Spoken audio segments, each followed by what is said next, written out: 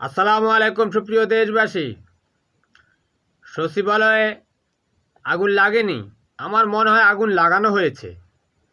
এর কারণ হচ্ছে এই সচিবালয়ের ভিতরে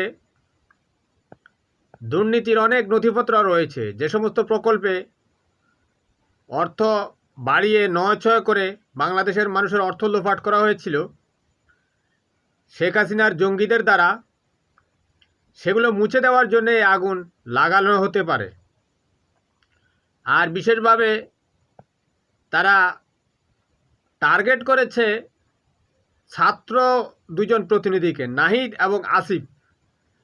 এই দুইজনের মন্ত্রণালয়ে আগুন লেগেছে।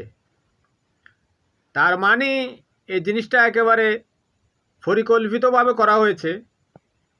যেহেতু হলিডে চলছে, সে উদ্দেশ্য করে এটা লাগানো হতে পারে।